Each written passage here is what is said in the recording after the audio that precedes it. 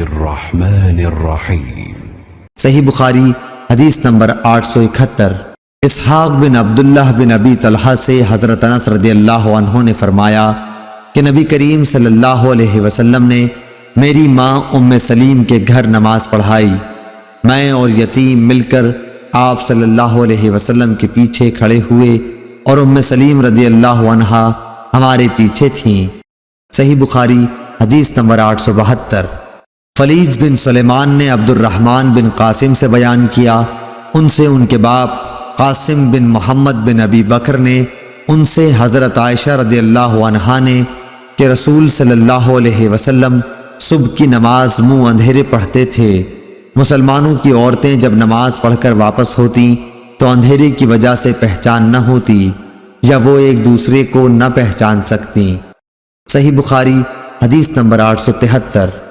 یزید بن زری نے بیان کیا، ان سے ظاہری نے، ان سے سالم بن عبداللہ بن عمر نے، ان سے ان کے باپ نے، انہوں نے نبی کریم صلی اللہ علیہ وسلم سے روایت کی ہے کہ آپ نے فرمایا کہ جب تم میں سے کسی کی بیوی نماز پڑھنے کے لیے مسجد میں آنے کی اس سے اجازت مانگے تو شوہر کو چاہیے کہ اس کو نہ روکے۔ صحیح بخاری حدیث نمبر 874۔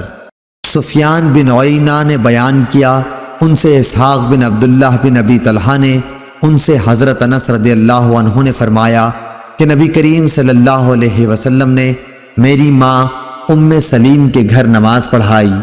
میں اور یتیم مل کر آپ صلی اللہ علیہ وسلم کے پیچھے کھڑے ہوئے اور ام سلیم رضی اللہ عنہا ہمارے پیچھے تھیں۔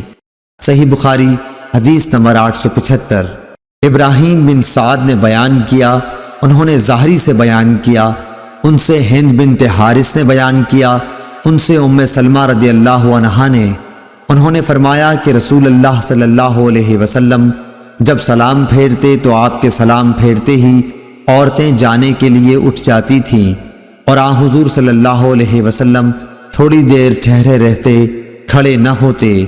ظاہری نے کہا کہ ہم یہ سمجھتے ہیں آگے اللہ جانے، یہ اس لیے تاکہ عورتیں مردوں سے پہلے نکل جائیں۔